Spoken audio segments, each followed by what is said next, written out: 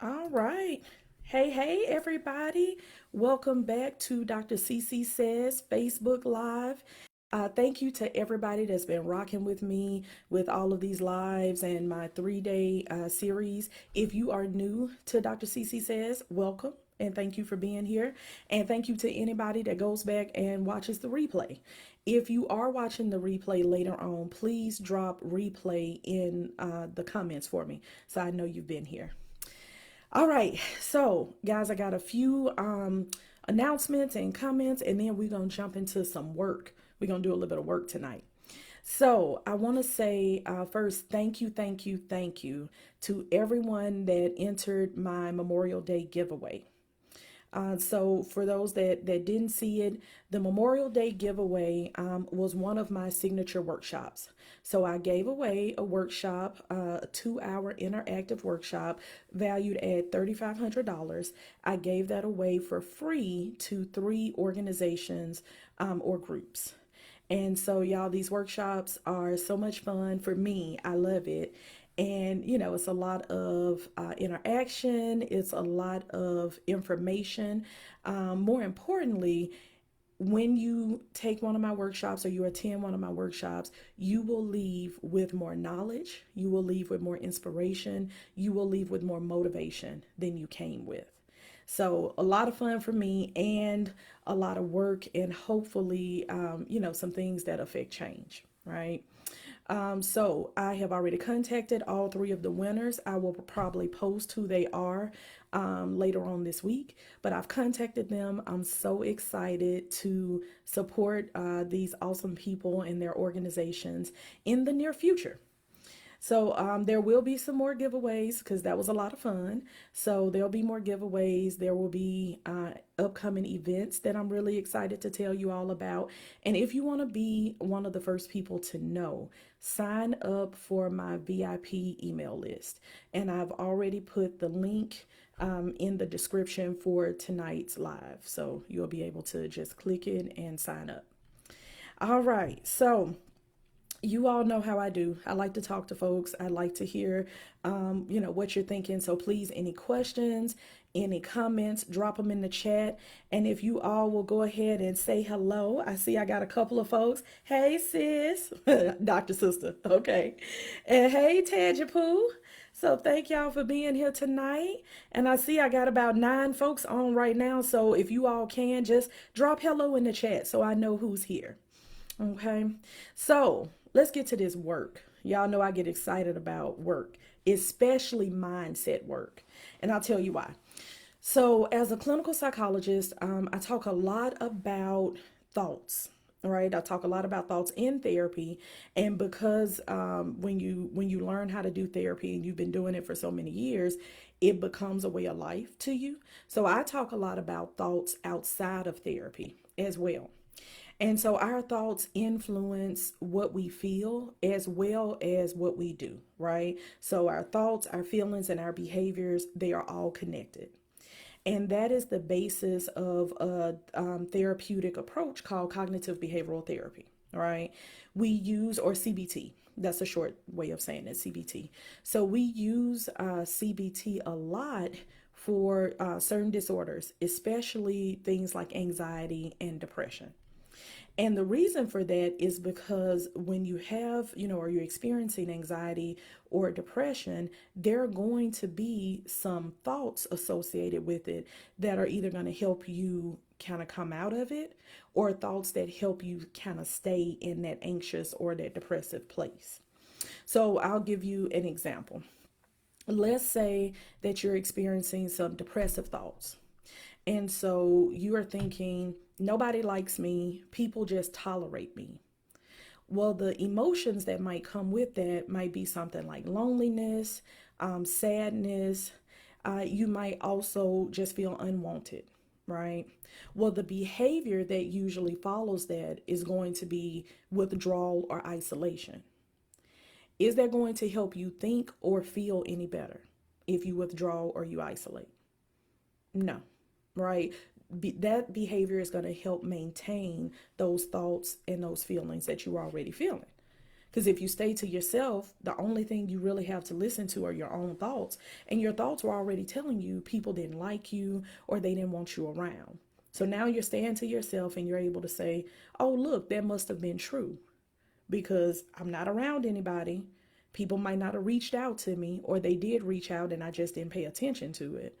And so I must have been correct when I thought I was unwanted or when I thought that I was just being tolerated. All right, that makes sense. So the problem there is that our thoughts are not always correct. A lot of times our thoughts are irrational, they're unhelpful, and they're also just plain unkind to us. All right. So I talk to patients in therapy all the time about their thoughts not being nice to them. And we can separate our thoughts from who we are because our thoughts are just that. They are things that pop up in our mind. They are not fact, right? They are just opinion a lot of the times. And a lot of the times they're not nice opinions.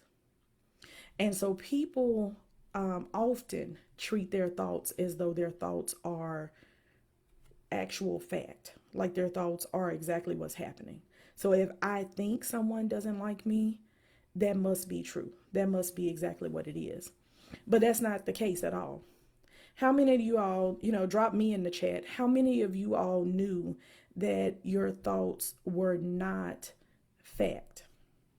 How many of you all were able are able to say, no, my thoughts are just that, they're just thoughts, right? As opposed to you, going out and acting off of your thoughts like they were actual fact. Hey, Barry, nice to see you. I love how Fairfield be coming through. Yeah. Hey, Janessa. All right. Kim, okay, so Kim said me. So Kim, you gonna be in the minority, right?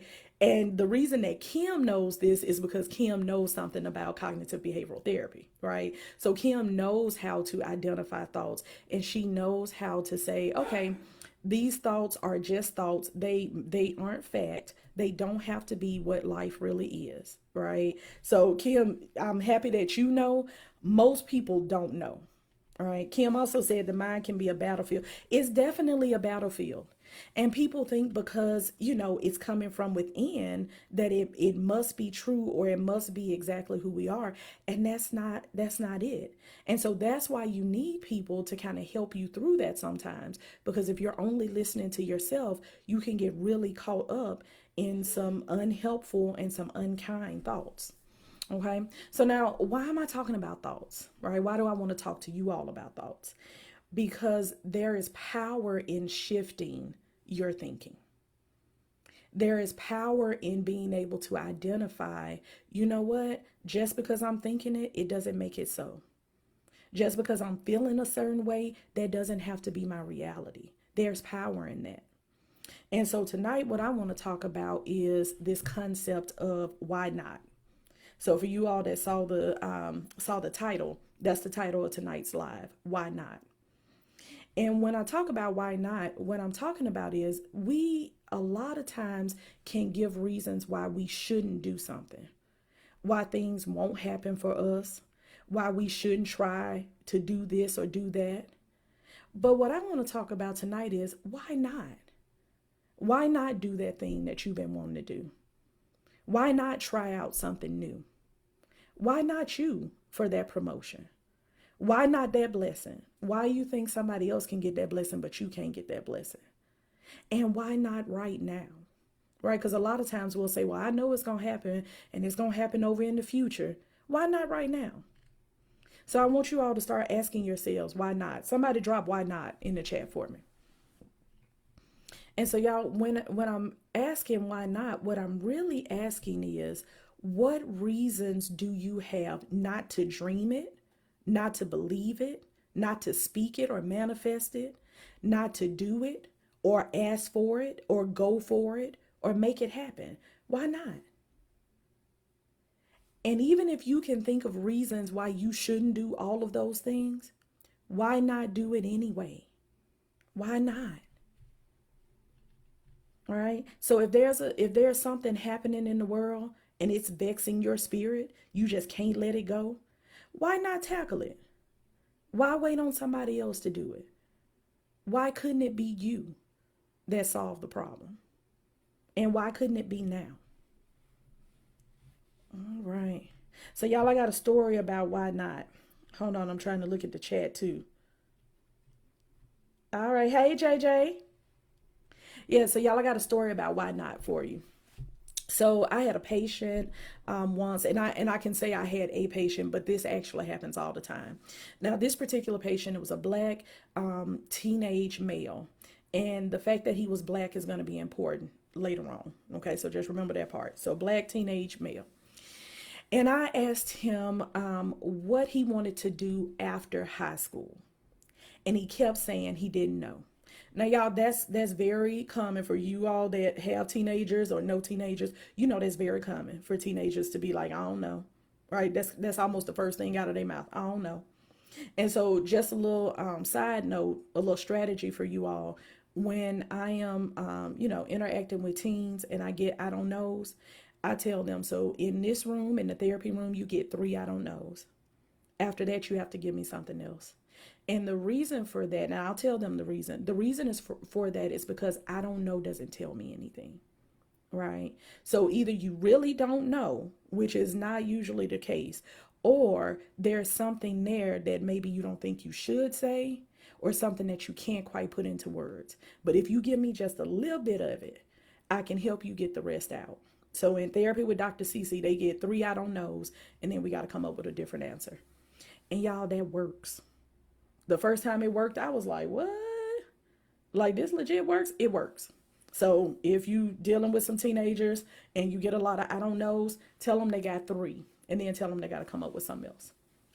But back to the story. So the kid told me I don't know, and this was not a situation where he was just trying to, have like a little attitude or he didn't want to talk. And I also could tell that it wasn't a situation where he really didn't know, right? Because I could see him thinking when I asked him the question, right? And so I used some therapy techniques so we could get under that I don't know. One of them was you only get three, but I used some other things as well. And what I found was that he had plenty of things that he wanted to do after high school, but every time he thought of one, he thought of 10 reasons why he shouldn't do that or why it wouldn't work. So he wouldn't even allow himself to say it out loud. Right. So, for example, like, if he thought, okay, I want to go to college, he came up with, oh, well, I don't have any money. My GPA is not that great. All right. I'm the first one in my family to go, so I don't know anything about that. This is a new situation. I don't know what to do. Right. And so all of those reasons why he shouldn't do it stopped him from even saying it out loud. Now, of course, we got past that and we talked through that and we talked about the why not, and we kind of helped him be able to just put some words to your dreams. There is power in being able to speak your dreams. There's power in being able to say your desires. Because if you all remember, for those that's been rocking with me this whole time, if you all remember from the 3-day Facebook Live series, we talked about those desires on the inside of you. God gave those to you. They didn't just come out of nowhere. They were placed there. And anything that he gives you, he also gives you the power and the resources to bring to fruition. Right? So there's actually a little faith step in there by being able to say these things out loud. Yeah, come on, Kendra. Hey, LS. Yeah, put some words to it. So now I want to go back because I told y'all to remember that he was black, right? And the reason that his ethnicity was important to me is because I understand that as people of color, we receive tons of messages all the time that will tell us why we can't do something or why we shouldn't attempt something, right? Why we should not ask for something or why we should not demand what really is a basic right for us. Right, there are a lot of things overtly that we see. There are a lot of things that are at the subconscious level, right? That's put out there that will tell us that we don't have the right to dream or we don't have the right to have aspirations. But it's not true. Y'all, we have the right. And like we just said, there is power in being able to put words to your dreams. Yeah. Kim said sometimes that inner voice with the reasons why not. That, oh, come on, Kim, that's a good one. Sometimes they don't belong to us. That is true. And again, as people of color, we see that. We get that message, right? Because we don't always end up in spaces with folks that look like us. We haven't always been told that our beauty is the standard of beauty. Hopefully, you all know that now. Hopefully, everybody knows black is beautiful, right? And natural hair is awesome, and straight hair is awesome, and bald hair is awesome, and colored hair is awesome. All that's awesome. But we haven't always gotten that message, right? So you're right, Kim. Sometimes the voice that we're hearing, it comes from inside, but the messages have been placed there by things that we have gotten from outside of us. Yeah. Yeah.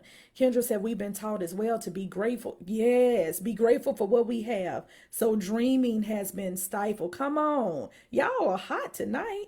Yeah, so that is a whole thing. Well, I'm just happy to have this job. Mm-mm. Mm-mm. This job should be happy to have you, right? Because when you come to the job and you bring all your authenticity, right, and you bring all your magic, side note, if y'all don't know what magic is, catch me on my from a workshop, okay? But if you are bringing all your magic and you bringing all of who you are, the job should be happy to have you. And so you don't have to just be there and just be happy to have a job. Or another one, you don't just have to be happy to have somebody. Blank stare, right? So if you got somebody, they need to be blessed to have you, and you also should be blessed to have them. It shouldn't be a situation where, it's this struggle of, well, okay, well, I'm just happy I'm not by myself. So I'm gonna overlook some stuff. Mm-mm. Mm-mm. Now, we don't have to just take anything. We don't have to just tolerate or put up with, right? We have the right to dream. And God has told us that if we follow him, he will give us the desires of our heart. You know why? Because he put those desires there. He's the one that did that. Yeah. Come on, Jay. Uh-oh. Yeah. So, y'all, a lot of times, if we can shift the way that we think, right?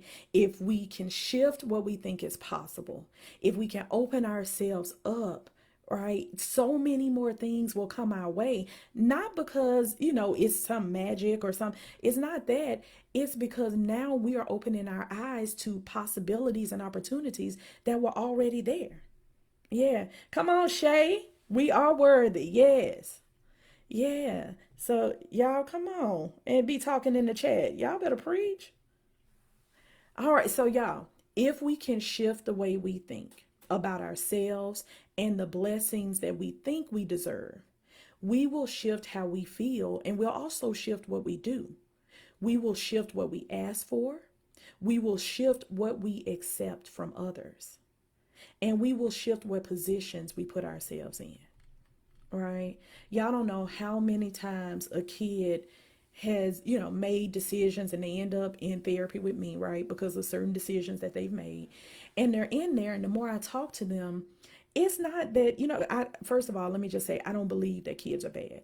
Right. So any of my folks that have kids will tell you there's no such thing as a bad kid to me. There are kids that have concerns and difficulties, and some of them are more intense than others, but they're not bad kids. There's something, right, that has happened, either biologically, something in their environment. A lot of times it's both of those things put together. But I see a lot of these kids who have made unfortunate decisions, and when you get to the bottom of it, it's just hopelessness there. They have put themselves in positions because they didn't think they deserved anything better. They didn't think that they could have better. All right. So I probably told this story a little bit maybe during the Facebook Live series, but when I lived in Mobile, and I worked with adolescent mothers, right? So these were teenagers, usually between the age of like 15 to 17, maybe 14 to 17, and they had children, at least one child. Some of them had more than one child, and they were mostly teenagers of color, right? I was the only researcher of color that worked with them. And so they, they came in, they did the questionnaires, they participated in all of the activities that we had for them, and they were, mannerable and they were awesome. And one day I had to go by myself to collect some data. And so they're sitting there, they're filling out their packets, and one young lady said, "Hey, can I ask you a question?" And I said, "Sure." And so I thought she had a question about the research. She didn't. She had a question about my life. And so after she asked the question, somebody else asked the question, right? And so, it was like, "Hey, you got any kids?" "No, I don't have any kids." "You don't have any kids? How old are you?" At the time, I was 25, right? So I was like, "I'm 25. You 25 and you don't have any kids? You getting old." And that's what I love about kids. They will tell you what they think regardless, and they're not trying to be ugly or anything. It's just, what comes up comes out, right? And so we kept having that conversation, and they like, "Oh, so what kind of degree are you getting?" And they asking me questions about my life and where I'm from and Birmingham and all in Fairfield and all this stuff. And what I figured out was a lot of these kids had not been exposed, right, to anything else. And so they thought the life that they had right then, not so much that it was, that they wanted that life, they just thought that that life was it. That was all that they had. And so, y'all, when we shift how we think, we can open ourselves up to other things because we will put ourselves in different positions. Okay. Hey, Glennie. Yeah. Come on, Christy. Shifting has purpose. Yes, it does. Yeah. So, what situations, what dreams, what ideas, what desires do you have that you've almost talked yourself out of? I want y'all to drop some in the chat because y'all are blessing me tonight, and I know that y'all blessing each other. So drop some things in the chat. What are some situations, some dreams, some ideas, some desires that either you did talk yourself out of, and now that you think about it, you wish you hadn't, or you almost talked yourself out of? All right, what are some times where you should have said, "Why not?" But instead, you listed all the reasons why you couldn't do it or you shouldn't do it? Drop those in the chat for me. Let me see if I missed some messages up here.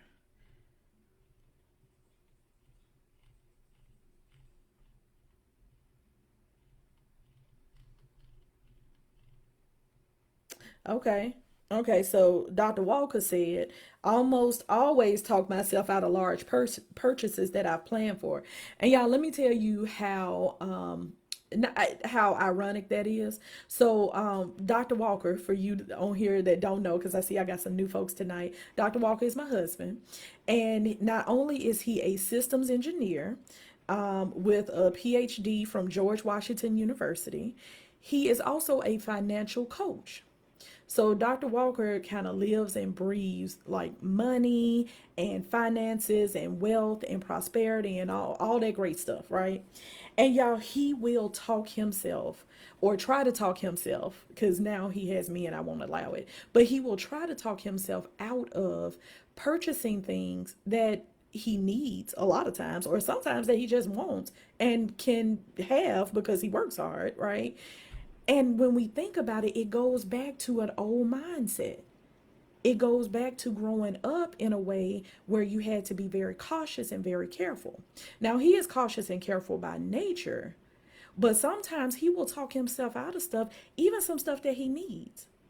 And so we, a lot of times, because I'm a psychologist, we talk about upbringing and we talk about, how we have gotten to the mindset that we're in now. And I grew up a little bit differently. And so, I grew up, my mom would say, "You pay for what you want. If you want it and you got it, you pay for it." And so I am a little bit more free with my spending. And so, we balance each other out. But it's very interesting to see what type of anguish we can cause ourselves by just simply talking ourselves out of something due to like a old mindset, or due to thinking we don't deserve it, or "I'll get it later." Let's not do it now, we'll do it later. What if later never comes? And y'all, I'm not telling y'all to go out and spend all your money. What I am telling you is think about what it is that God has called you to do. Think about what purpose He's put on the inside of you and trust God that He is going to carry that to perfection, right? He's going to carry it to its completion. And so we don't have to, again, sit around here and be like, oh, well, I'm just happy I got this. I'm just happy I got this job. I'm just happy God allowed me. He allowed you these things, but He also has so many more things in store for you. Okay. Let's see here. Y'all typing tonight. Wait a minute.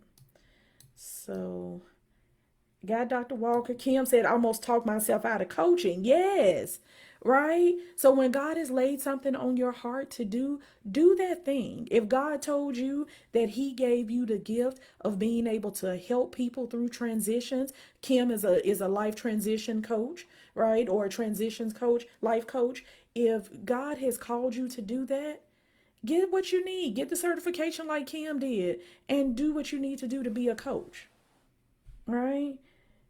Tasha said becoming an occupational therapist. Yes. Yeah, and me and sis have had a lot of conversations about that. Y'all, she was born to do this. She is a natural. She does OT work even when she doesn't need to do OT work, even when she's off. That's the mindset that she's in. She's thinking about that stuff. And so that's definitely something that she was called to do.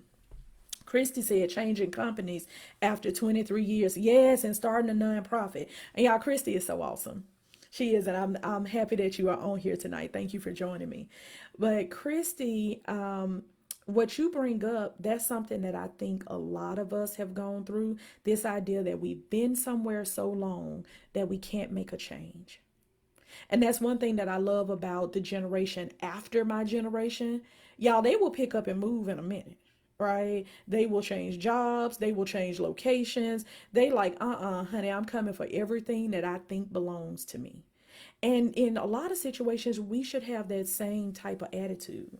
Yes, and Christy, starting your nonprofit, I know that's a blessing. Y'all, isn't it funny how we talk ourselves out of being a blessing when God put us here to be a blessing? But we'll talk ourselves out of it and then have the nerve to put Jesus in there. Mm. Kendra said that thought process almost stopped me from buying my first house. Yes, and Kendra, when did you bought your house? Like maybe a year or so ago, right? And I'm sure happy, just as happy to be in it. I've been told I couldn't and let that stay in my mind. When I shifted my thoughts, I went to get pre-approved and bought my house during the pandemic. Cause y'all, yes, we were in a pandemic. And yes, it was very difficult for a lot of people in a lot of different ways. But God was still the same God during the pandemic. He was still blessing folks during the pandemic. Yeah. Oh, Lord knows she was. I think, Jay, are you talking about mama? I'm pretty sure you talking about mama right there. Okay. Yes. Oh, Glenn said I'm hitting a little hard. Y'all, I felt this. When I tell y'all, I've been ready to tell y'all about why not. I've been ready to have this conversation for like about 2 or 3 weeks. I have been ready for this because, again, there is power in shifting how we think. There is power in putting words to the desires that God has given you on the inside.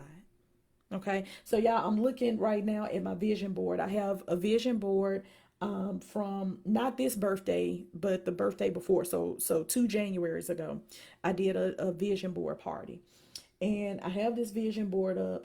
And when I tell y'all, I look at it, and every time I look at it, God drops something else in my spirit. Most of the things on this board, God has done, right? And I truly believe part of it is because I've put it down. I had enough faith to write it down, make it plain, right? I put it down and then I started moving my feet in the direction that would help make some of this stuff happen. Now, some of this stuff God brought up and I wasn't even working towards it. Let's be honest, right? But I was open to it because I was able to put words to the desires that He put on the inside of me. Yeah, yeah. Complacency, yes. Yeah, y'all. So listen here. There are so many things that we can do. There are so many, like, and I'm talking to all of us, but specifically to Black folks right now, y'all, we are magic. We are resourceful. We are funny. We are witty. We are intelligent. We are hardworking. There are so many things that we can do.